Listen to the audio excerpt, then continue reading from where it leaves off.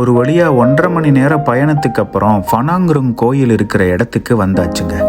இந்த கோயில் வழக்கமான கெமூர் பாணியில லேட்ரைட் மற்றும் சாண்ட்ஸ்டோன் கற்களால தான் கட்டியிருக்காங்க. இங்க பாத்தீங்களா, இந்த நடைபாத கற்களை பார்த்தாலே தெரியுது இது அந்த காலத்துல கெமூர் பாணியில லேட்ரைட் கற்களால போடப்பட்டிருக்கு.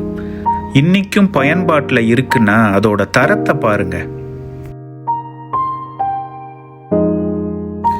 இந்த கோயிலுக்கு போக 2 முக்கியமான வழிகள் இருக்குங்க. ஒன்று முக்கிய மத விழாக்களின் போது மன்னர்களும் பிரபுக்களும் பயன்படுத்துகிற பாதை, இன்னொன்று சாமானியர்களால் பயன்படுத்தப்படுற பாதை. நான் 4 தனித்துவமான அடுக்குகளில் மலையை ஏற ஒரு கம்பீரமான பாதையான அரச பாதையில் தான் ஏற போகிறேன். இந்த பாதை தொடங்குறதுக்கு முன்னாடியே அதை ஒட்டியே ஒரு அருங்காட்சியகம் இருக்குங்க. நான் முதல்ல அதுக்குள்ள போறேன். இங்க துவாரபாலகர்கள் சில, பலிபீடம், காண்டாமிருகம், நந்தி, மண்பாண்டங்கள்னு இங்க கிடைச்ச நிறைய பொருட்களை காட்சிப்படுத்தியிருக்காங்க. இது தவிர ஒரு சிவலிங்கம் மற்றும் பெரிய நந்தியையும் காட்சிப்படுத்தியிருக்காங்க.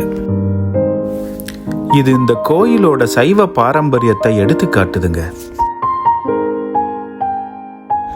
இந்த சுற்று வட்டாரத்தில் கோயில்கள் இருந்த இடங்கள்ல நடந்த அகழாய்வுல கண்டுபிடிக்கப்பட்ட பல பொருட்களை இங்க காட்சிப்படுத்தியிருக்காங்க. அந்த அருங்காட்சியகத்துல இருந்து வெளியே வந்ததும் படிக்கட்டுகள்ல ஏற ஆரம்பிச்சேன். நிறைய படிக்கட்டுகள், இது எல்லாமே லேட்ரைட் கற்கள்ல தான் கட்டியிருக்காங்க.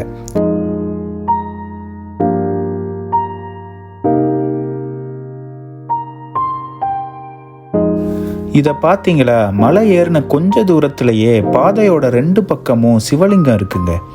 இதை உத்து பார்க்கலனா கண்டிப்பாக கவனிக்க வாய்ப்பு இல்லை.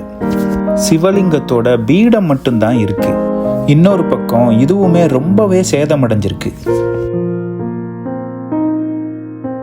கொஞ்சம் கொஞ்சமா இந்த மலைப்பகுதியில் ஏறினோம்னா 2ஆம் அடுக்கு வருங்க. அப்பத்தான் இந்த கோயிலோட கோபுரம் மெல்ல மெல்ல தெரிய ஆரம்பிக்கும்.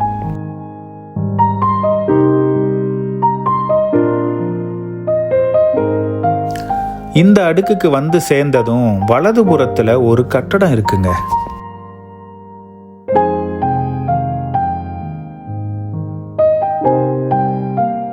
இப்ப நீங்க பாக்குற இந்த கட்டடத்துலதான் கெமூர் அரச குடும்பத்தினர் முக்கியமான திருநாட்கள்ல வந்து அவங்களுடைய உடை மாத்துறது இல்ல வேற சில முக்கியமான வைபவங்கள்லாம் நடந்த இடம்னு சொல்றாங்க.